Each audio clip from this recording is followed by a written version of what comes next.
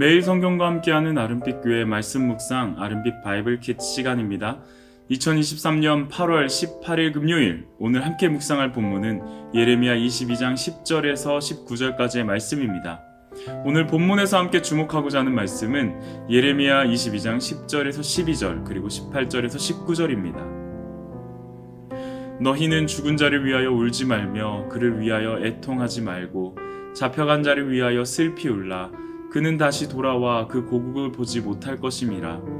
여호와께서 유다 왕 요시야의 아들 곧 그의 아버지 요시야를 이어 왕이 되었다가 이곳에서 나간 살룸에 대하여 이와 같이 말씀하시니라. 그가 이곳으로 다시 돌아오지 못하고 잡혀간 곳에서 그가 거기서 죽으리니 이 땅을 다시 보지 못하리라. 그러므로 여호와께서 유다의 왕 요시야의 아들 여호야김에게 대하여 이와 같이 말씀하시니라. 무리가 그를 위하여 슬프다 내 형제여 슬프다 내 자매여 하며 통곡하지 아니할 것이며 그를 위하여 슬프다 주여 슬프다 그 영광이여 하며 통곡하지도 아니할 것이라. 그가 끌려 예루살렘 문 밖에 던져지고 나귀같이 매장함을 당하리라.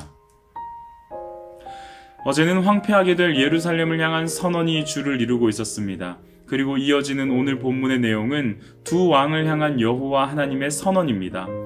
예레미야는 여호와께로부터 죽은 자와 잡혀간 자라는 대조를 토대로 애통에 관한 말씀을 듣고 전합니다.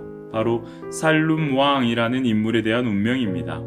이어서 선지자는 또 다른 왕 여호야김에 관한 운명을 전합니다. 그 또한 불의와 부정이라는 평가를 받으며 여호와 하나님으로부터 고발을 당하게 됩니다. 결국 여호야김 왕에 대한 심판 선언으로 맺게 되는 것이 오늘 본문의 내용입니다. 본문에는 살룸 왕과 여호야김 왕이 등장합니다. 그리고 그들과 대척점에 서 있는 인물로서 선왕이죠 요시야 왕이 거론됩니다. 먼저 10절부터 12절까지는 살룸 왕의 운명에 대해 말합니다. 선지자는 죽은 자를 위하여 울지 말고 잡혀간 자를 위하여 슬피 울라는 말씀을 전합니다. 여기서 죽은 자는 무깃도 전투에서 사망했던 요시야 왕을 이야기합니다. 요시야 왕은 주전 609년에 무깃도의 전투에서 바로느고와의 전쟁 중에 사망했습니다. 당시 남유다의 종교개혁을 감행했던 인물이며 우상과 산당을 없애고 율법을 찾아내어 백성들에게 지키도록 요청했던 왕입니다. 그러나 요시야 왕의 갑작스러운 죽음 이후로 혼란스러운 정세 앞에 요시야의 아들 살룸 곧 여호아하스가 뒤를 이어 등극합니다. 하지만 그는 3개월 만에 바로 느고에 의하여 이집트로 끌려가게 됩니다. 그렇게 잡혀간 자가 되는 것입니다. 선지자는 죽은 자 요시야 왕보다 더 애통해야 할 대상이 바로 잡혀간 자 살룸 곧 여호아하스 왕이라고 말합니다. 왜냐하면 그는 영영 유다로 다시 돌아올 수 없게 되기 때문입니다. 위대한 개혁가인 요시야를 아버지로 둔 아들이었으나 아버지와는 정반대의 길을 가다가 사로잡혀가게 되었습니다.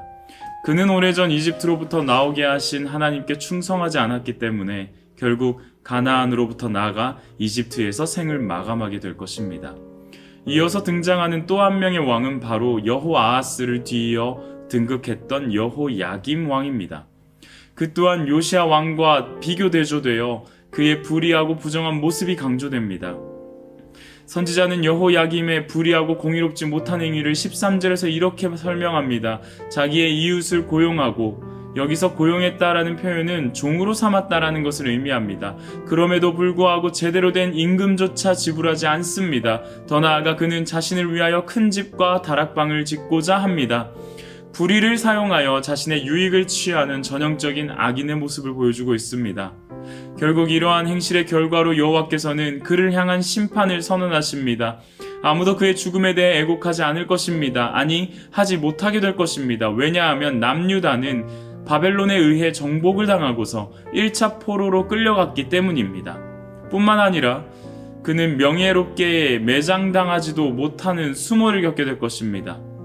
이것이 어제 본문에서 등장했던 광야처럼 황폐한 예루살렘의 운명과 애통하는 자 하나 없이 돌아오지 못하게 될 살룸 왕의 운명, 그리고 불의와 부정으로 점철된 삶을 살다가 결국 예루살렘 문 밖에 던져져 나귀같이 매장당할 여호야김의 운명입니다. 오늘 말씀은 우리의 운명이 하나님께 있음을 명확히 보여준다고 생각합니다. 어제 묵상의 내용과 마찬가지로 하나님께서 우리에게 원하시는 것은 하나님을 사랑하는 것과 그 사랑으로 이웃을 사랑하는 것입니다. 여기 본문에 등장하는 살룸 왕과 여호야김 왕은 그 두 가지의 실패한 왕이었습니다. 그리고 또한 남유다도 그러했습니다. 오늘 우리의 하나님 사랑과 이웃 사랑의 실천은 어디서 그리고 어떻게 나타날 수 있을까요? 실례로 여호야김 왕을 지적한 고발에서 그는 이웃을 종으로 삼을 뿐만 아니라 그의 품삯도 챙겨주지 않았다라고 말합니다.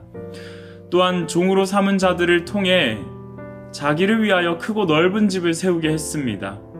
비록 우리가 누군가를 실제적인 종으로 삼지는 않는다 할지라도 소위 사회적인 문제로 대두되는 갑질과 같은 행동들, 서비스업에서 종사하는 분들을 향하여 존중받는 인간으로 대하지 않는 태도들, 이런 모습들과 여호야김의 이러한 갑질에서 어떤 차이가 있을까 생각해 보게 됩니다. 사람을 존중하는 하루가 되기를 원합니다. 그 안에 담긴 하나님의 형상을 기억하며 오늘 하루 나 이외의 사람들을 향해서 나보다 그를 낮게 여기는 하루가 되었으면 합니다. 그런 마음으로 도전하며 살아갈 때 우리의 주변은 보다 예수 그리스도의 빛으로 밝아지는 순간들이 될 줄 믿습니다. 함께 기도하겠습니다. 아무 일에든지 다툼이나 허영으로 하지 말고 오직 겸손한 마음으로 각각 자기보다 남을 낮게 여기고 작은 자에게 냉수 한 그릇을 전하는 삶을 살길 원합니다. 내가 소유한 것에 대한 욕망이 나를 사로잡지 않게 되기를 원합니다. 우리에게 가장 큰 것을 베푸셔서 구원의 은혜를 경험하게 하신 하나님의 사랑을 닮아가길 원합니다. 그렇게 오늘도 우리의 삶에서 작은 것으로 우리 주변의 예수를 섬기는 자가 되게 하옵소서. 감사드리며 예수님의 이름으로 기도합니다. 아멘.